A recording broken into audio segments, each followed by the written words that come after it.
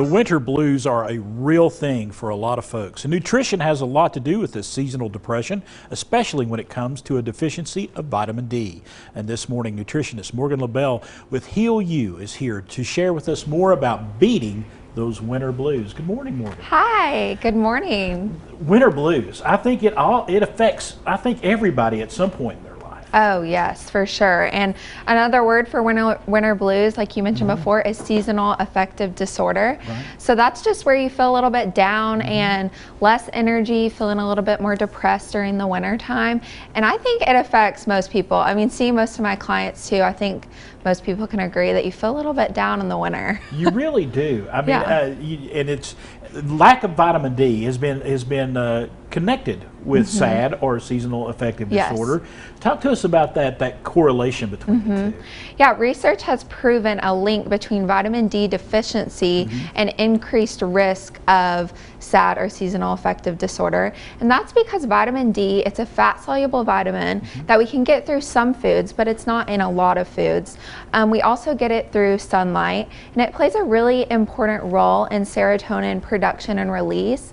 And it actually activates a gene in our body that creates an enzyme that then converts tryptophan, which is an amino acid, into serotonin in our body. So lots of things that vitamin D does. Wow. So it's very important for those feel-good chemicals that are in our body. And it can be really hard to get it during the winter because daylight savings time, not being in the sun as much, it being cloudier, and then just having less exposure of our skin to the direct sunlight from bundling up and wearing winter layers. So just going outside in the winter, if it's not an extremely bright sunny day and you're not out there for a long time, is not going to do you a whole lot of good that way. I mean, there's other ways to get vitamin D though. Oh yeah, for sure. Yeah, getting outside is definitely still a recommendation. I would say like midday, 10 to 15 minutes midday.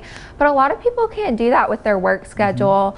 So it can be really hard to get those 10 to 15 minutes in. And like I said, yeah, it can be cloudier in the winter and it's hard to get that direct sun exposure. So that's when it's really important to get it through food. If you do like fatty fish, so like salmon, mackerel, mushrooms and eggs are good sources. But if you don't like those foods and you can't get outside as much, it can be really hard to get it in. So that's when I'll say, if you do suspect, you know, maybe you feel like you feel a little bit more down in the winter, that's when you test, don't guess. So go to the doctor, request a lab test of vitamin D, and see if you are deficient in it, and see kind of if you need a supplementation moving forward. I had an entire blood panel done not too long ago, and it showed me that I was deficient in vitamin D. So I took steps to take care of that. I try to get into some sunlight every day. I do the things the doctor recommended. That's what you're encouraging. Yes. And I always say, of course, still try to get that sunlight, still try to get those foods, but that's when supplements can be really helpful. I tell my clients all the time, it's just filling in those gaps where we're not able to get those things that our body really needs.